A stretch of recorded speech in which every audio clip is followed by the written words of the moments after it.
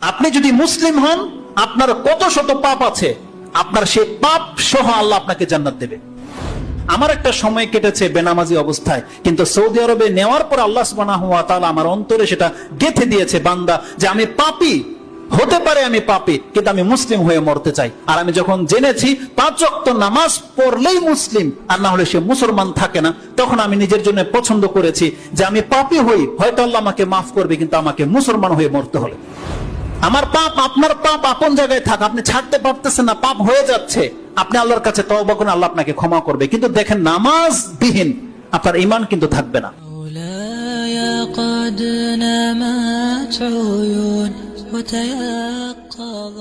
আপনি পাপী, আমি অনেক বড় পাপী হতে পারি, কিন্তু আল্লাহ বলছেন, বান্দা তুই আমার সাথে মুসলিম হয়ে সাক্ষাৎ কর, তার জীবনের সমস্ত পাপগুলোকে মাফ করে দেওয়া হবে। আল্লাহ বলছেন জান্নাত বানানো হয়েছে মুমিন মুসলিমদের জন্য। আমাদের মুসলিমদের জন্য এর চাইতে বড় মেসেজ, এর চাইতে বড় আল্লাহর এহসান বা আল্লাহর এলান আর কোনো কিছু হতে পারে না। আমরা সন্তুষ্ট আলহামদুলিল্লাহ। আমাদেরকে প্রতিনিয়ত বলতে হবে, রাদিতু বিল্লাহি রাব্বান ওয়া বিল ইসলামি দীনান ওয়া বি মুহাম্মাদিন সাল্লাল্লাহু আলাইহি ওয়াসাল্লাম নবিয়্যা ওয়া রাসূলা। আল্লাহ, আমি তোমাকে রব হিসেবে পেয়ে সন্তুষ্ট, আমি আমার ধর্ম ইসলাম পেয়ে আল্লাহ সন্তুষ্ট, এবং মুহাম্মদুর রাসূলুল্লাহ সাল্লাল্লাহু আলাইহি ওয়াসাল্লামের মতো একজন রাসূল পেয়ে আমি সন্তুষ্ট। আপনাকে এটা প্রকাশ করতে হবে। যেই ব্যক্তির অন্তর এমন যে আল্লাহকে রব পেয়ে সে সন্তুষ্ট, দিনে ইসলাম পেয়ে সে সন্তুষ্ট, আপনি ইসলামের বহু কিছু হয়তো মানেন না, কিন্তু আপনি মুসলিম, এটা প্রাউড ফিল করেন, আপনি গর্বিত, হতে পারে এর কারণে আল্লাহ আপনাকে জান্নাত দিয়ে দিবেন। এই জন্য কখনো নিজের অবস্থানটাকে ইসলামের বিপরীতে আনা উচিত নয়। আপনি যত বড় ব্যক্তি হয়ে যান না কেন, আপনি যত পয়সাওয়ালা হয়ে যান না কেন, আপনি যত বড় নেতা হয়ে যান না কেন, আপনি শুধু আপনার জবানটাকে, আপনার হাতটাকে ইসলামের বিপক্ষে যাওয়া থেকে বাঁচিয়ে রাখেন। আপনি যদি মুসলিম হন, আপনার কত শত পাপ আছে, আপনার সেই পাপ সহ আল্লাহ আপনাকে জান্নাত দেবে। যদি আপনার পাপ এমন হয় যে কিছু কালের জন্য আপনাকে জাহান্নামে যদি ফেলতে হয়, আল্লাহ ফেলবে, কিন্তু আল্লাহর দয়ায় আপনাকে মুসলিম হওয়ার কারণে সেখান থেকে উঠিয়ে নিয়ে আসা হবে। এই বর্ণনা কোরআন হাদিসে যথেষ্ট রয়েছে।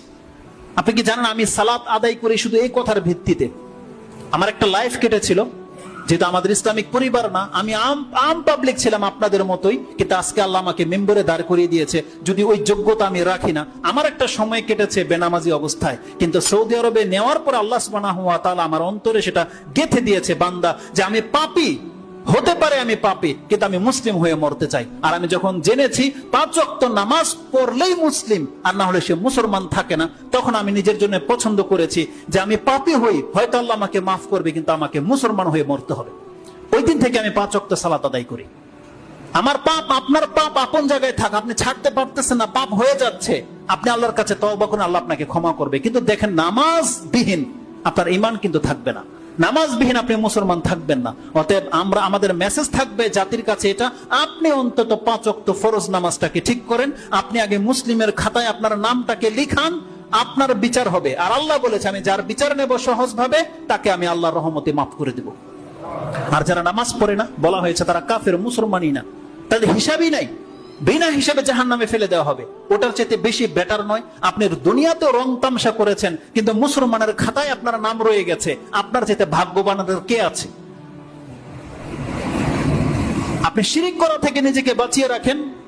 এমন কোন কাজ আপনি করবেন না যে কাজ করলে ইসলাম থেকে আপনি বেরিয়ে যাবেন। এটা যদি আপনি না করেন, আর ইসলামের মধ্যেই যদি আপনি থেকে যান, রাসূলের স্পষ্ট বাণী, রাসূল বলেছেন, আলা, তোমরা ভালো করে জেনে রাখো, লা ইয়াদখুলুল জান্নাহ, জান্নাতে কেউ ঢুকতে পারবে না, ইল্লা মুসলিমাতুন, ইল্লা নাফসুন মুসলিমাতুন। রাসূল বলছেন, কেবলমাত্র মুসলিম ছাড়া, মুসলমান, রাসূল এই কথাটা বলেছে, মুসলমান ছাড়া কেউ জান্নাতে ঢুকতে পারবে না।